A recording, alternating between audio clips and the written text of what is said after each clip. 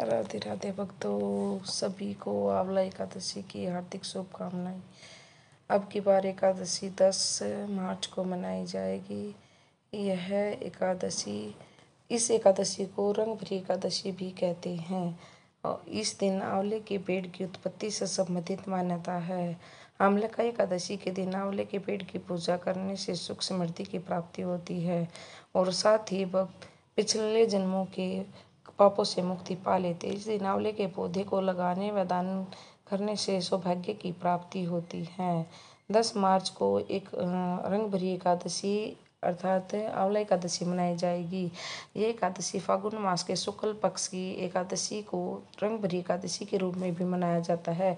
रंग भरी एकादशी को आमलकी व आंवला एकादशी के नाम से जाना जाता है। रंग भरी एकादशी के दिन विष्णु भगवान और शिव की उपासना की जाती है। ऐसी मान्यता है कि इस दिन आंवले के पेड़ की पूजा करने से भगवान विष्णु की विशेष कृपा प्राप्त होती है।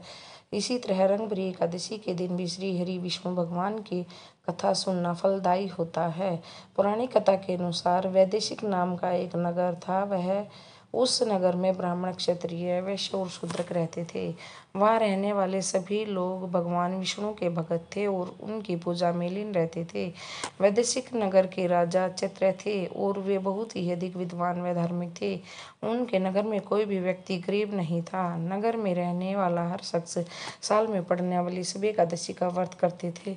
एक बार फागुन मास की आमलकी एकादशी आई। सभी नगरवासी राजा ने व्रत किया और मंदिर में जाकर आंवले की पूजा की और पूरी रात जागरण किया। मंदिर में जाकर सभी ने जागरण किया। तभी उस रात बहेलिया वहां पहुंचा तो बहुत ही जो पापी था, बहुत भूखा व प्यासा था। भूख की तलाश में वह मंदिर में पहुंचा और मंदिर के कोने में बैठकर जागरण को देखने लगा। साथ ही सब ने विष्णु भगवान व एकादशी मातम की कथा सुनने लगा। इस तरह से पूरी रात बीत गई और नगरवासियों के साथ बहेलिया ने भी पूरी रात जागरण किया। सुबह होने पर सभी नगरवासी अपने अपने घर को चले गए। बहेलिया भी अपने घर जाकर सो गया, लेकिन कुछ समय बाद उसकी मृत्यु हो गई। उसने आमलकी एकादशी का व्रत किया था, वह कथा सुनी थी और जागरण भी किया था, जिसके चलते उसका अगला जन्म राजा विदुरथ के घर हुआ। राजा ने उसका नाम वसुरथ रखा। बड़ा होकर वह नगर का राजा बना। एक दिन वह शिकार पर निकला, लेकिन बीच में ही रास्ता भूल गया। रास्ता भूल जाने के कारण वह पेड़ के नीचे सो गया। थोड़ी देर बाद उसे मलेच्छे आ गए और राजा ने कोकेला देखकर उसे मारने की योजना बनाई। उन्होंने कहा कि इस राजा के कारण इन्हें देश निकाला दिया गया है, तो इसीलिए उन्हें मार देना ही उचित है।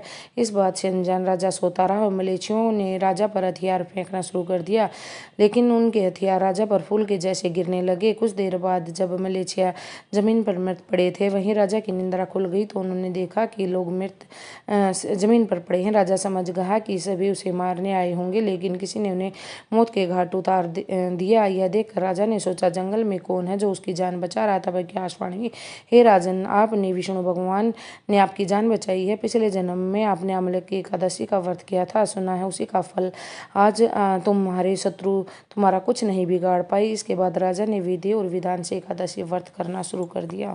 रंग भरी एकादशी का पूजन में विधि इस प्रकार है। रंग भरी एकादशी पर सूर्योदय से पहले उठकर सभी कामों से निवृत्त होकर स्नान आदि कर लें और इसके बाद भगवान विष्णु का ध्यान करते हुए व्रत का संकल्प लें और फिर भगवान विष्णु की विधिवत पूजा करें। इसके लिए भगवान विष्णु को पीला फूल माला, पीला चंदन भोग के रूप में मिठाई लगाए। इसके बाद तुलसी जरूर अर्पित करें। इसके बाद घी का दीपक और धूप जलाकर एकादशी का व्रत करें। चालीसा पाठ करें दिन भर। राधे राधे।